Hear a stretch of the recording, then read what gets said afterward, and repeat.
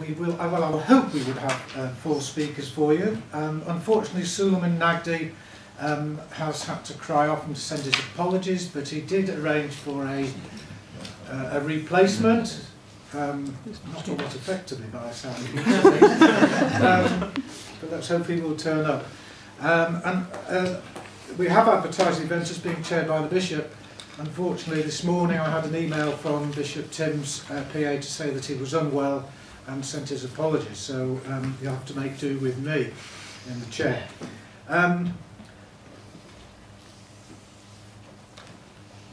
Before we go any further, there are just 2 housekeeping announcements. One is there is a not an attendance list or what's that, or a register of people who are here. If you haven't signed this, could you please do so? And the second is we have a young man. Where's Ambrose? Oh, he's over there. Ambrose has got a camcorder with him. You might have seen the notices that were posted outside. He will be videoing the proceedings, and doing so on the tacit assumption that everybody agrees and that nobody has any objection. That agreement is only for group shots, and if there's an individual photo or an interview with a particular person, he will ask permission first. But if anybody doesn't want to be included in the group photo, please let Ambrose know. Speak out now. Ambrose is over there. Ah! Welcome, Lumen. Apologies.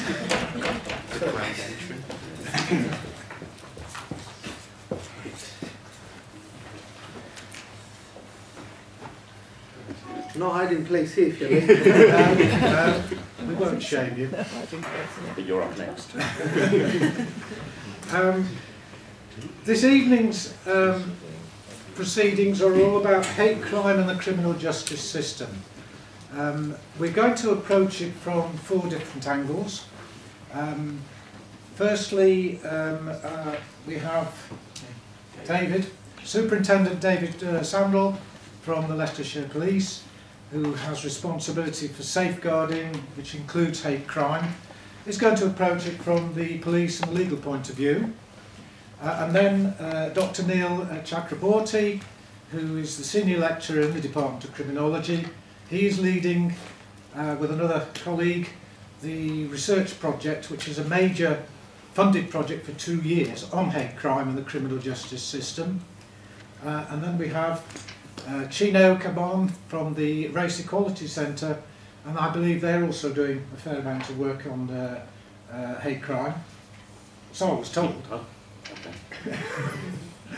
And last but not least, unfortunately not Suleiman Nagdi, who was not able to be here, but a very able deputy, Lumen Ali, who is a postgraduate student doing a PhD at Nottingham, and he is very involved with the Federation of Muslim Organisations. Chino will talk from the race angle and Lumen from the faith angle, particularly Muslim, but not solely Muslim. Each of the speakers will speak for between 5 and 10 minutes, and then we will have questions. And at the end there will be some light refreshments which are outside, provided everything works and the samosas and pakoras actually arrive. Okay, so it gives me very great pleasure to ask Superintendent David Sandell to start the proceedings. You've asked me to stand up, so well, good evening everybody. Bit of a health warning first. I've never done any training, no public speaking or anything like that before, so but if you want somebody to actually know do it properly, it's probably the people on the panel. And if you do ask me any really difficult questions, I've got my trusty radio to get me out of here quite fast. So head of safeguarding, detective superintendent, I've got responsibility mainly for CID departments over sort of specific areas, and that includes a signal team, which is a dedicated rape investigation team. I oversee all child abuse investigations. I oversee all domestic violence that's graded as high risk. We've got specialised dedicated officers to deal with that. I also manage all the sex offenders that live in our communities and the ones that are put into prison.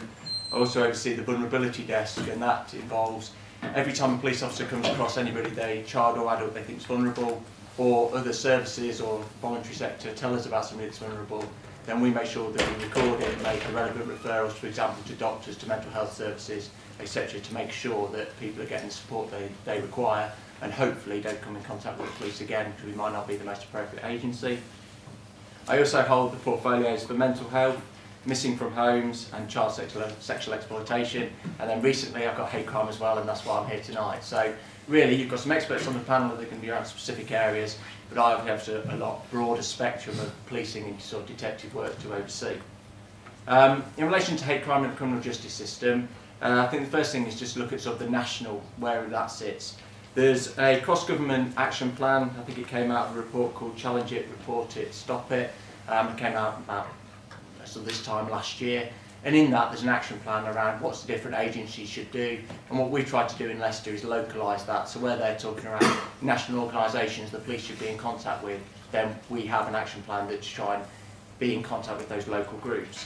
Also the police, we've obviously got to go and make sure that we comply with legislation, and I'll go through some of that.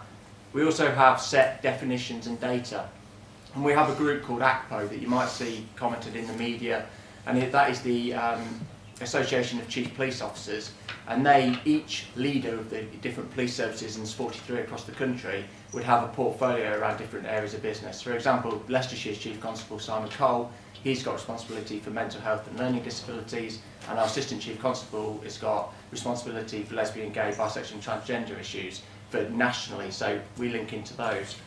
That ACPO team makes sure across the country that the police deal with and create crime and incidents using exactly the same methodology, exactly the same way of reporting it. So that leads us into the local side and what we deliver. So we have sort of the national side that we've got to make sure we comply with, and then that's delivered locally. So the definition of hate crime that Leicestershire Police work to and nationally we work to is one thing. We also have a national incident, hate crime incidents, and the difference is it's either a crime because there's a criminal offence attached to the hate crime, or there's no crime but it's still perceived as a hate crime incident. So basically any criminal offence or non-crime incident which is perceived by the victim or any other person to be motivated by hostility or prejudice based on a person's disability, race, religion or belief, sexual orientation, transgender issues, age or gender, then any of those specific ones, if someone perceives it to be a hate crime, then we will record it as a hate crime. So it's really important that it's the perception, it's not what evidence we've got. So for example, if I went and visited the LGBT premises on Wellington Street as a heterosexual male, I walk out and then somebody makes some homophobic comments to me, that will be a hate crime, even though I'm not from that specific community or minority group. And I think that's quite important. So if anybody ever thinks, I think you just made a joke, you go, is Richard III's death, is there a hate crime involved in that, with everything that we went through in Macbeth? Well actually, if someone perceives it to be, then the police, we would have to record it as such. So it's quite interesting actually, there's no actually specific offence of hate crime. There's legislation from the Crime and Disorder Act that made certain crimes religious, so first of all racially aggravated, and then I believe it was the Anti-Terrorism Crime and Security Act in 2001 included religion as well. There's specific offences that are religiously or racially aggravated, and they are certain types of assaults, which is sort of from a broken nose, broken cheekbone above, so that's ABH and GBH as it's known. There's criminal damage, there's certain public order offences, and some harassment offences. How we classify something as religiously or racially aggravated is at the time, either immediately before the offence, straight after the offence or during the offence, someone demonstrates something that would demonstrate that that person's been victimised because of they're from a minority group, or that there's hostility based on that perceived membership of a minority group. Or actually we can provide evidence that actually it was motivated even though there wasn't something at the time, someone specifically targeted something for it. Any other offence outside those specific groups, actually, there isn't any specific crime. So, for example, if we felt that a burglary, just where someone's house got broken into, was actually racially motivated because of any reasons behind that, then actually there isn't offence. The offence would still be burglary, but then when it comes to the court and if we prove the offence, then the court have to acknowledge that it was racially aggravated and they should deal with that as an aggravating factor in sentencing. Which is quite strange really, because so there's only those specific offences. There are extra powers that have been put in around sentencing, especially around transgender sentencing. I think the Legal Aid in Sentencing and Offender Act of 2012 is increasing that. So if a murder involves motivation around somebody who's been transgender, then actually there'll be an increased sentence. I think it might even be a starting point of around 30 years. So you're looking at really taking it a lot more serious.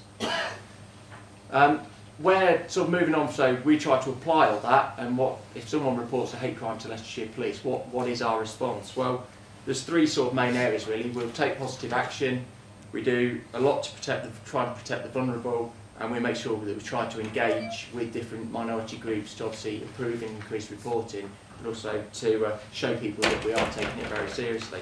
So in relation to positive action, if someone reports a crime to us, then they're going to get an enhanced response, usually within 60 minutes. Obviously, if there's a crime happening at the time, it'd be a lot quicker, it'd be immediate.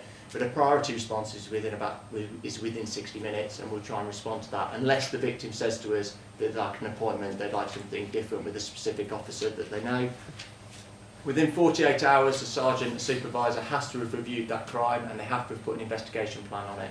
And that's to make sure that within those first 48 hours that we haven't lost any evidential opportunities, and make sure that the victim knows that we're taking it really, obviously, seriously. Then from that, we make sure that we have to review that crime every 10 days, and we have to try and complete the whole investigation within 28 days. With some real complicated, more serious crimes, that's not going to be possible, but that's what our aim is for all those types of crimes. In relation to protecting the vulnerable, like I mentioned, one of the areas I'd look after is our comprehensive referral desk. That's where anybody who's assessed as vulnerable or might be in need, we make sure we record it. So we've got it, if the police officers ever go to that house again, deal with that individual again, the police officers are going, have got the opportunity to actually have some information before they get there. Number one, obviously for their safety, if we're dealing with any incidents, but also to make sure that their decisions that they're making at the time are informed, to see if there's any escalation in any threat or risk, and also to deal with any repeat incidents. We'd have quite a lot of engagement with our partners. We work closely with the local authorities, we work closely with the Crown Prosecution Service. Any charges that we bring against anybody for hate crime, we have to mark the file, so the Crown Prosecution Service at court the next morning, if they've been remanded in custody, which means they stay in our police custody and then taken to the courts the next morning, the file's all marked to show it's hate crime, and then they have their own policies and procedures to make sure that the scrutiny in that file's there, that it's fast-tracked through. We have a dedicated hate crime officer. I know there's quite a few people in the room who know Darren Goddard from Leicestershire Police. He does a lot of work with a lot of groups. He sits on the local authority monitoring project. He's done some work in relation to schools and make sure the Safer Lancaster Foundation, who was only in Loughborough a couple of weeks ago, came in to try and engage people with the youth. We sit on the CPS Hate Crime Scrutiny Panel, and that's a regional panel, and that's where they try and learn from all the hate crime cases across the region. If we haven't got it right, then what learning is that we can take back to make sure that we get it right next time. And also he's been quite a lead from some work that the Prism group did, was called a Stamp It Out campaign, which was initially for the LGBT society and then has been gone across everywhere, across all different hate crime categories. Now if anybody's not been on that website, it's local, it's really quite impactful and hard hitting, and I'd recommend anybody here to have a look at that. It also gives an alternative way of reporting any hate crime. So, and that's probably one of the biggest messages I'll have, is underreporting for us. We have massive issues with underreporting, and people can report through the local authorities, people can report through the website. And if I just give you some statistics, we in Leicestershire Police over the last 4 or 5 years have recorded an average of around 1,400 hate crimes per year. Our years run from April to April, and that's sort of on track again this year. We have also recorded around 500 incidents, which we've designated a hate crime incident, but there was actually no crime. And when you actually break those down, we're looking at sort of homophobic crimes, about 100 a year with 35 incidents. Racial crimes, 900 crimes with about 200 incidents. Religious hate crimes, about 100 with 70 incidents. Disability, 100 crimes with about 90 incidents, sorry. Then age, 100 crimes with 100 incidents, and then gender with 10 crimes and 5 incidents. And transphobic, we've had 10 hate crimes reported and 10 incidents, which for us is definitely a major underreported area. We know from 2008 to 2010 there was no transphobic hate crime incidents or crimes that were reported to Leicestershire Police. We know that can't be right, and we also know that disability crime, racial crime, religious crime, homophobic crime is underreported.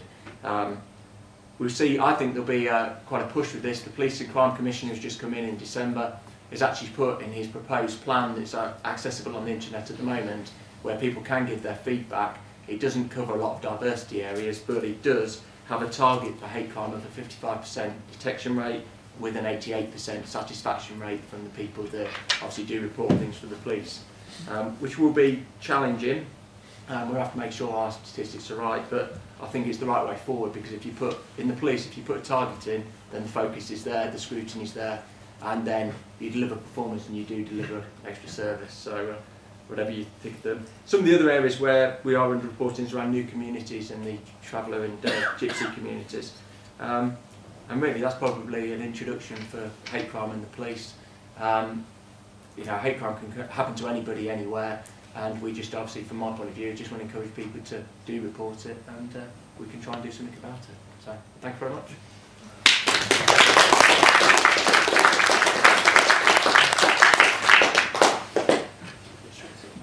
Thank you very much, David. We'll take questions when all four speakers have finished, if that's all right. And now Dr. Neil Chakraborty is going to talk on the, theoretically, from the academic point of view. A little bit, and from the research point of view, I think. So hopefully it will tie in quite nicely with David's talk. Thank you, everyone, for coming along this evening. It's a much better turnout than my lectures. Not joke. I'm going to be breaking 2 golden rules of academic convention here tonight. Firstly, I'm not using any PowerPoint slides whatsoever, and I'm going to keep my talk relatively brief. Now, these are alien characteristics for an academic. We love PowerPoint. We love to ramble, me especially. So I am under orders to keep it pretty brief. So I will. I've been invited here in my capacity as leader of the Leicester Hate Crime Project. Some of you will know about this project, others of you won't. It's Britain's biggest ever study of hate crime victimisation. It's taken place right here in Leicester. It's a 2-year, completely independent piece of research, and our goal essentially, and it's difficult to break it down sometimes, but our goal is to discover as much as we possibly can about people's experiences of hate, bigotry and prejudice. So that involves people being targeted because of their beliefs, because of their skin colour, because of their disabilities, because of their sexuality.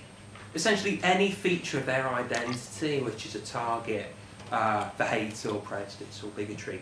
It involves the more extreme forms of violence that some of you will associate automatically with hate crime. But it also involves those more everyday experiences of harassment. I should say everyday with inverted commas, everyday forms of harassment that make so many people's lives a misery. So being called an abusive name, being spat at, being bullied either online or in person, being threatened.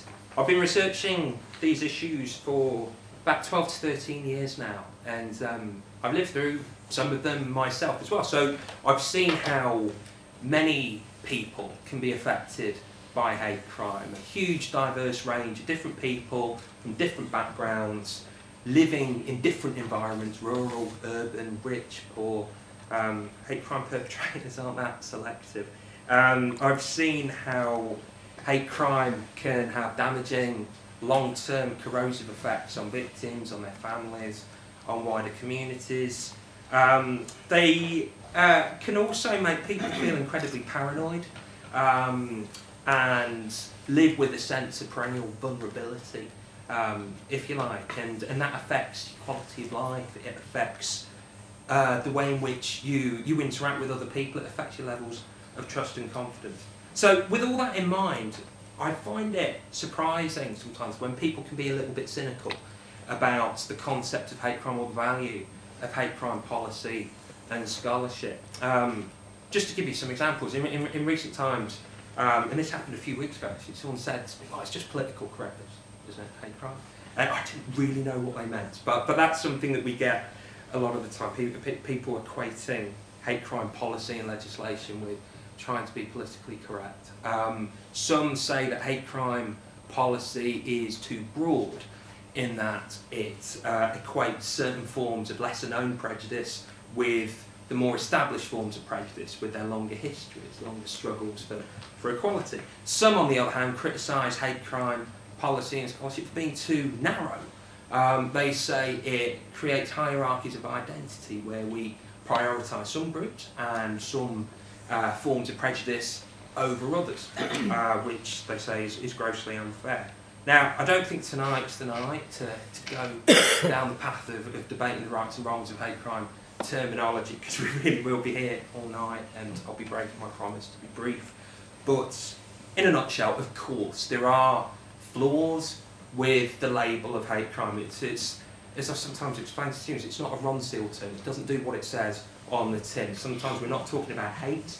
Sometimes we're not talking about crime, as David said. But nonetheless, I think the concept has enormous value because it helps us challenge bigotry in all of its various guises, no matter who it affects. And I think that's tremendously important. Everybody has a fundamental human right not to be persecuted because of who they are. And I think that is a key driver behind much of my work as a criminologist, and it's a key driver behind much of the work of the Leicester Hate Crime Project. So, in however long I've got, a few minutes probably, let me just say a bit more about the Leicester Hate Crime Project. Like I said, it's a 2-year project. It started 3 or 4 months ago.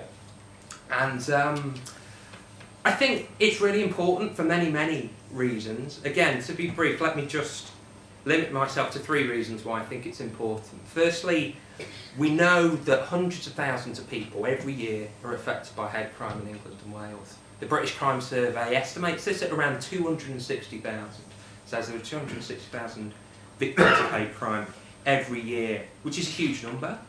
We know that that is an underestimate because many people, many cases of hate crime aren't recognised as hate crimes, even by victims themselves, let alone authorities. So whatever the numbers, it's really hard to measure and quantify the numbers, but whatever the numbers, we need to discover much more about hate crime. So who are the victims? Who are the offenders? What are their needs and expectations as the victims and the offenders, in a sense? What are the fault lines that exist between different communities that give rise to hate crime? So lots and lots that we can learn about hate crime. That's what we're trying to do with the research project. Secondly, we know that many of these cases go unreported, and that's despite all the commendable work that's being done by various partnerships, networks and agencies to try and encourage better reporting rates. So again, our research is pretty important. It will help us uncover why people are so reluctant to share their experiences, what would encourage people to report. Thirdly, I think, and we're already finding this, a lot of people have no idea what a hate crime is, and that includes many victims of hate crime. People who are living this on a day-to-day basis normalise it. They don't see it as crime sometimes, they don't see it as an offence, and that's profoundly worrying because it means that many acts of hate and prejudice just slip under the radar without us finding out about them. And that might be because the victims are not an established presence, they perhaps don't have much of a voice, or perhaps they're just not part of this broader dialogue that we all have talking about hate crime. So whatever the reason, I think it's our duty really to do as much as we can to find out about these hidden experiences of hate crime. So there are 3 reasons why I think research is important. How are we going to do that? Well, it's our job really to engage with as diverse a range of groups and organisations across the city as we can to try and uncover these experiences. We're working with, Steve, you'll correct me if I'm right, just over 1,600 different organisations, networks and groups across Leicester at the moment. That number is rising every day. We've been overwhelmed by how many people want to get involved. So that includes African Caribbean communities, South Asian groups, as well as the more emerging communities within Leicester, Somalians, Congolese communities, Zimbabweans, Roma communities. We're working with a really diverse range of faith groups, many of whom are represented here this evening. We're working with lesbian, gay and trans communities. We're working with people with physical and learning disabilities. We're also working with a range of more marginalised groups, people who are seen as peripheral to policy and research, like gypsies and travellers, homeless people, members of alternative subcultures, just to name some, and they experience hate crimes just as much as we all do, and yet they're often forgotten about within this debate. So it's a lot of work, and we're really busy engaging with all these groups. Some people say that we've been a bit too ambitious because a lot of these groups are just hard to reach. You're not going to access them. And I don't think they're hard to reach. I think they're easy to ignore a lot of the time. So I think the project has enormous value in that sense as well. So just to finish off, let me just say how people can get involved. We have two main methods. We have surveys. We have an online survey that people can complete, and we have paper copies of the survey. The research team are here this evening with stacks of surveys and stacks of information about the project. So if you'd like to find out more or to take surveys away with you, please do so if you've been affected by hate crime or know anybody that has been affected. We're also conducting face-to-face interviews and focus groups. That method's much more appropriate. For some groups it helps us probe issues in a lot more depth as well. So they're our main methods. And just to say a final word on what difference we hope to make with the research, I think you're all aware that funding is really hard to get at the moment for everybody, and research funding is no different. So this is probably a one-off, our one and only opportunity to find out as much as we possibly can about experiences of hate crime. So we want to make the most of this opportunity, and whatever we find will feed directly into local policy. We're working very closely with the police and other criminal justice agencies. We're working directly with Leicestershire NHS Partnership Trust and other public authorities as well. So what we find can feed into how they respond to victims of hate crime. We're working with policymakers nationally and internationally as well. We're working with European partners and campaigners. So we really want to genuinely make a difference through this research. So thank you very much for your time. I am starting to ramble now, and I promised I wouldn't, so I'll stop there. But thank you for your time, and please do ask any questions you like.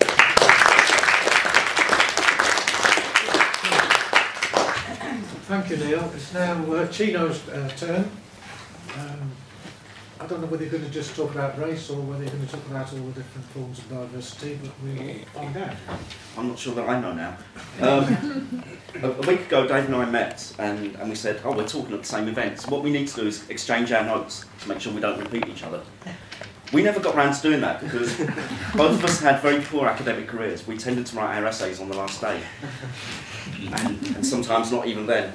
I should have met with Neil and exchanged notes with him, because much of what he's already said is in what I prepared, so I'm going to waffle instead.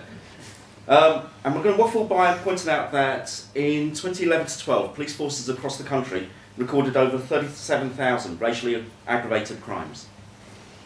That's more than 100 a day across the UK.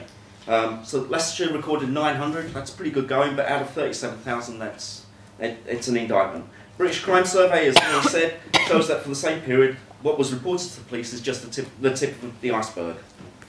So even when we're looking at 55% of reported crimes being solved, that is just the tip of the iceberg. Even with the limitation in official statistics, what we see is an indication of the verbal abuse, taunts and harassment that shapes the scenery of people's lives. Racism that takes the form of occasional persistent name-calling, graffiti, damage to property, harassment of tradespeople. I can talk, for example, about somebody recently was putting up some CCTV cameras to protect a piece of property, and in doing so was abused by people who watched him doing it. And he was protecting the property for them. We can talk about the level and the nature of racist incidents that we deal with within Leicester are persistent and consistent. And we hear constantly people saying that they won't report matters to the police, they won't report matters to the authorities because there's no point. There's no point because there's often no corroboration, because they're left in isolation.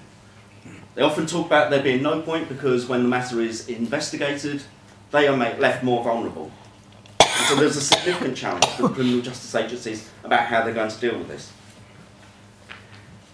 I did a quick trawl of newspapers across the country in the last, just pick out some examples of some of the incidents that have happened since the beginning of this year.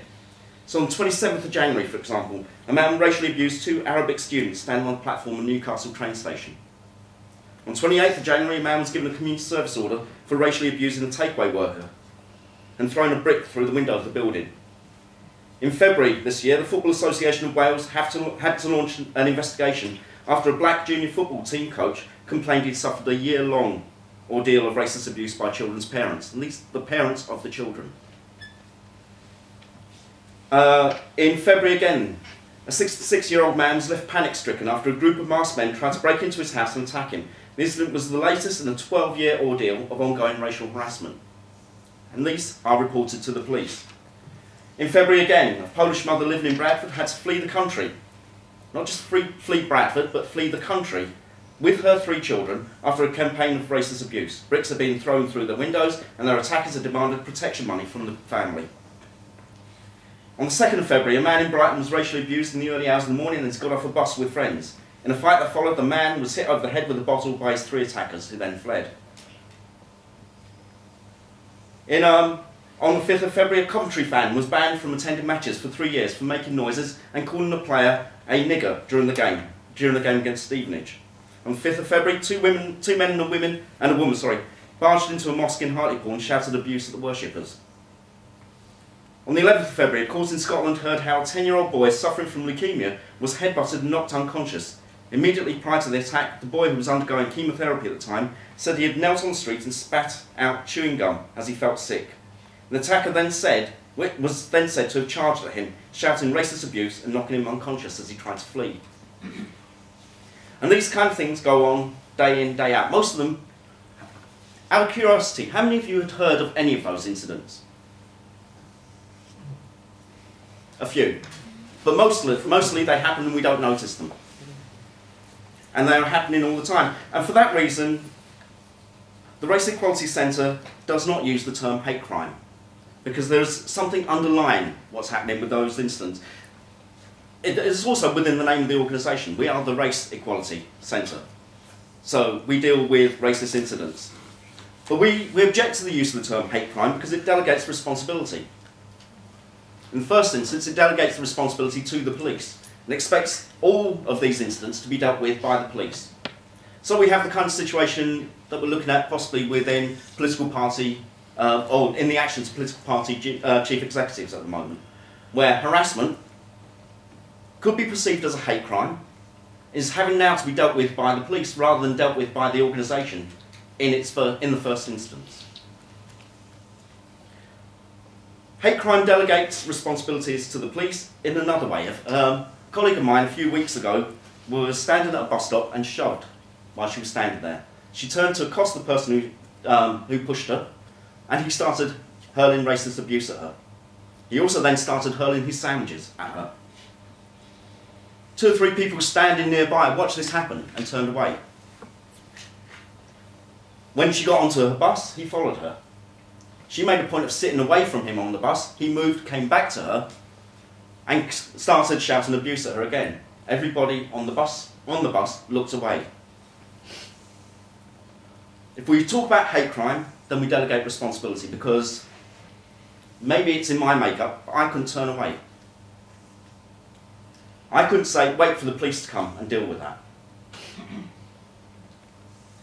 Hate crime is also problematic because it addresses crimes.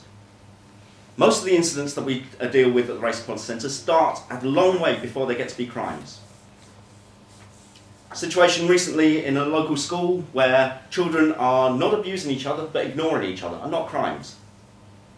And if we wait for them to become crimes before we deal with them, then we miss lots of opportunities to fix the matter. Hate crime is problematic for the Race Equality Centre because it's a catch-all.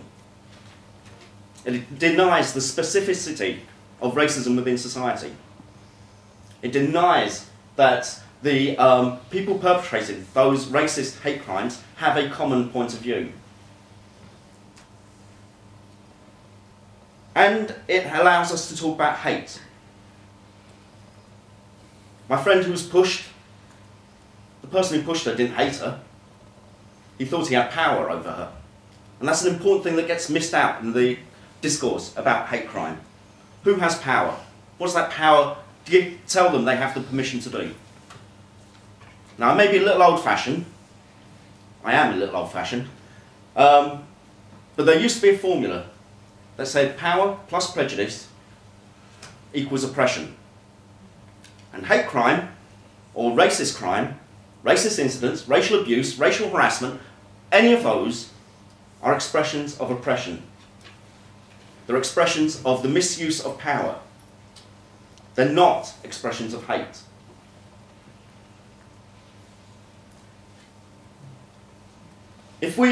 One of the other problems that hate crime allows us to do is to perceive the perpetrator as an individual, isolated person. Somebody who is perverse in their own attitudes. But when we examine the attitudes of people who perpetrate hate crime, who perpetrate racist incidents, when we examine those 37,000 incidents that were reported to the police in 2011 to 12, we see a remarkable commonality in the attitude and the perceptions of the perpetrators. And it's a commonality that either means that there is a distinct level of psychosis among a part of our population, or these people are being taught certain values. Taught values of oppression, taught values of prejudice, taught myths, lies and stereotypes. Taught that some of us shouldn't belong in, say, Thurmby Lodge. Taught that others of us should not be, the number of times, for example, I've been told to go back where I come from. And I think, hang back, Luton wasn't that great.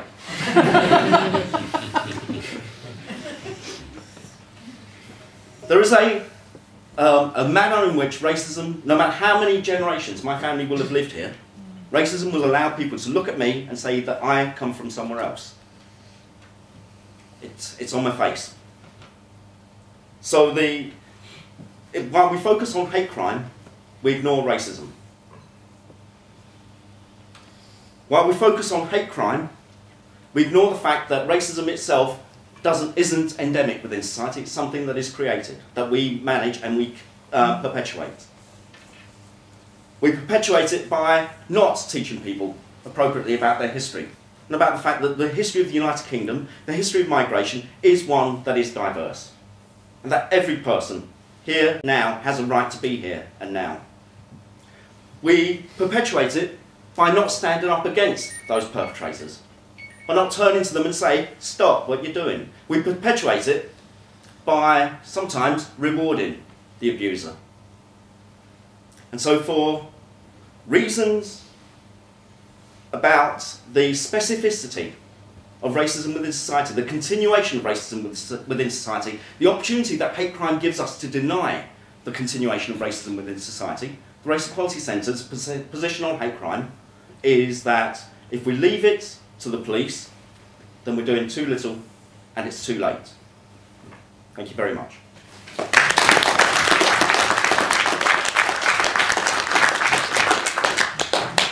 I think it's agree we've had some pretty thought-provoking ideas expressed, and now it could be played to call on Lumen Alley to talk from the faith point of view. Before I get started, I'd like to thank Tony for giving me the opportunity to bring the average age of the panel down. So, thank you very much, Tony. Suleiman Nugdi, who I'm covering for, does send his apologies, and I'm here instead. Just a bit of background about myself. My background is both in history and in public relations community work. I'm a part-time PhD history student, and I've also been engaged over the past few years in public relations work, focusing specifically on the Muslim community, but also involving a lot of interfaith work.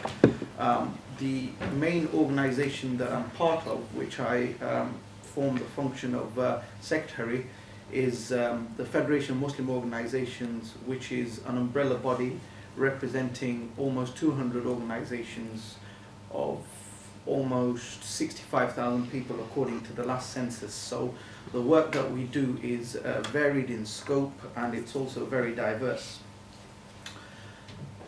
I'd like to start off by telling you about a story from last week that appeared in the Mercury, where a girl with a scarf was spat on in the streets. And as usual, we had the condemnations coming out, rightly so. We had people expressing their concerns, which is fantastic.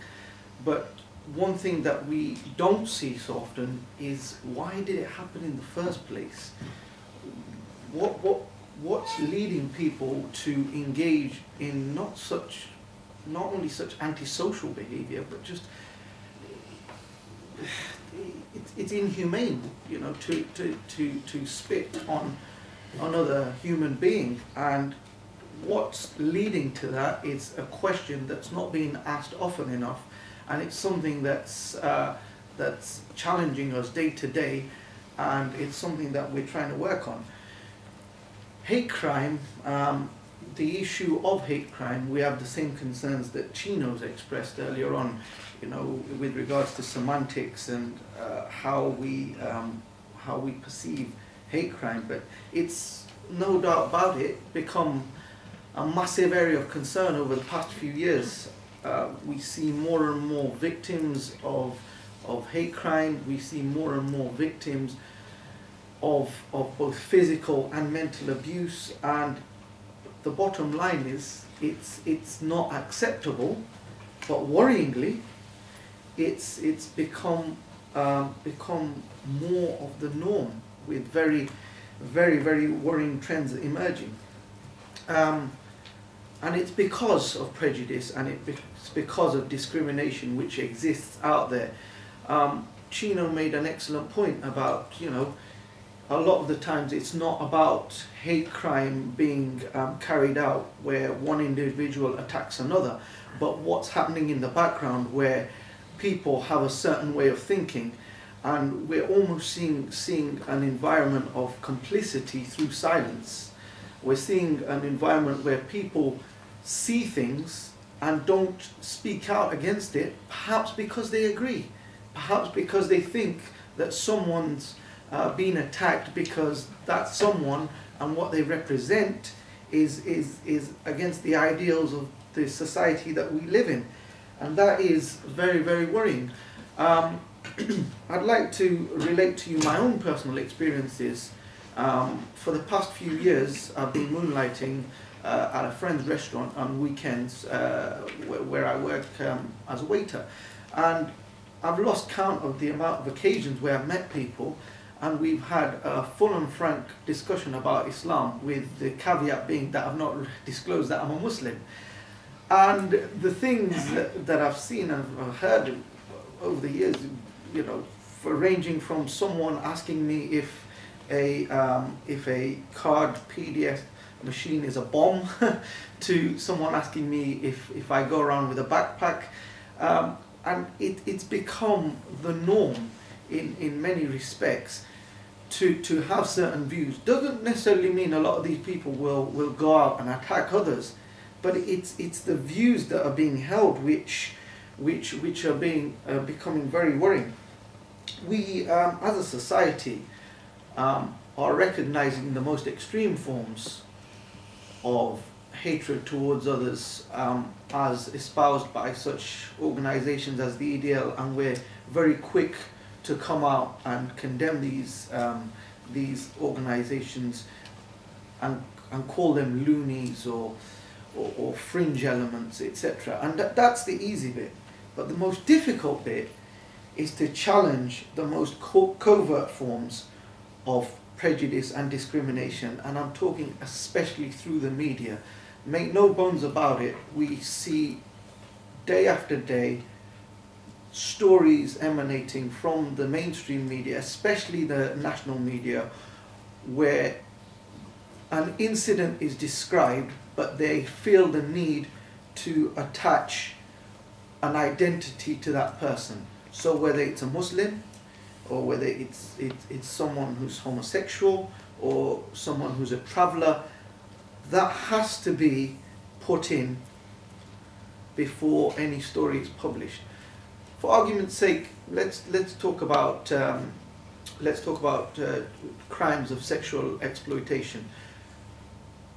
The stats show that overwhelmingly crimes of sexual exploitation are perpetrated mainly by white men.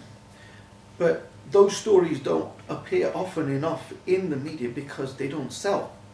It's more often it's people of a certain background. Now we all know sexual exploitation is wrong regardless of the identity of the perpetrator.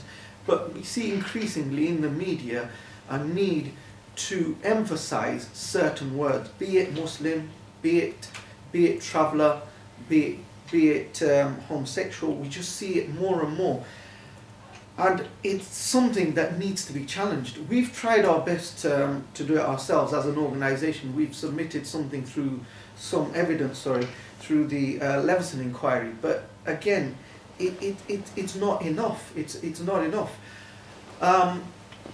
Because when we talk about covert forms of prejudice, a really good example I could give you is what happened a couple of weeks ago in Leicester, where you had on the front page of the local newspaper a mother with her 8-year-old child in the most emotional pose possible, where the child had been denied a place in 2 local schools simply because there was no space, and the child had been referred to a Hindu faith school. And the inference was that the Hindu faith school was not good enough, and more worryingly that in some way if this child went to this Hindu faith school they'd automatically become Hindu. which is absurd, but this is front page news. So what we're seeing is this massive development of elements of prejudice and discrimination emerging, which lead to the more serious outright hate crimes. But that is an environment that's going on out there.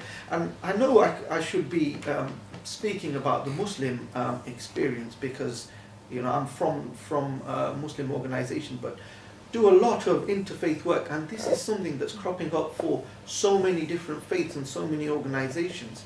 And the bottom line is it's unacceptable, and it's up to us all to challenge prejudice at every turn, to be proactive rather than reactive, not just to come out and condemn things as and when they happen, but to challenge things, to look at the education system, to see if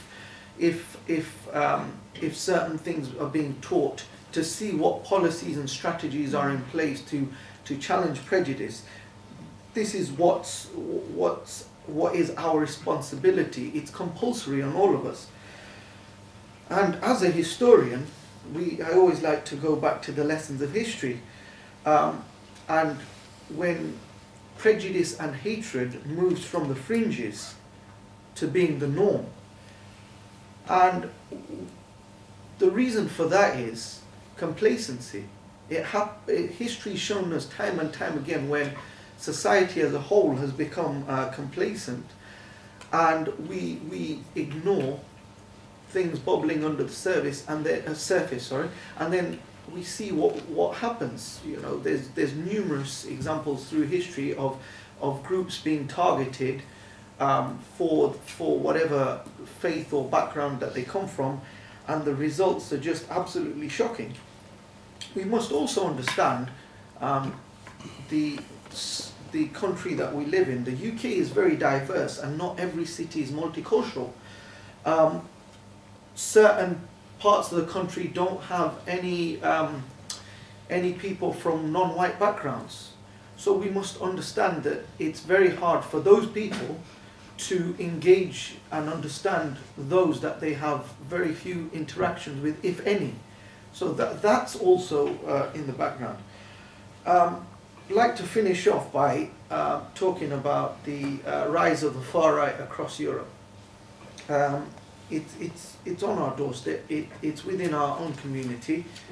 When I say community, I mean the EU community. We see what's happening in Greece, we see what's happening in France, we see what's happening in Holland. In Italy, we have the most shocking treatment of travellers. There was recently a story where we had a traveller, a child that had drowned, had washed ashore onto an Italian beach, and we had people just walking past as if the child wasn't there. And the reason I talk about the EU community is because we have an open market now. We have people migrating from different parts of Europe into the UK, and these views can also travel across, and it's something for us to be wary of, and it's just another element to what is a very, very complex crime.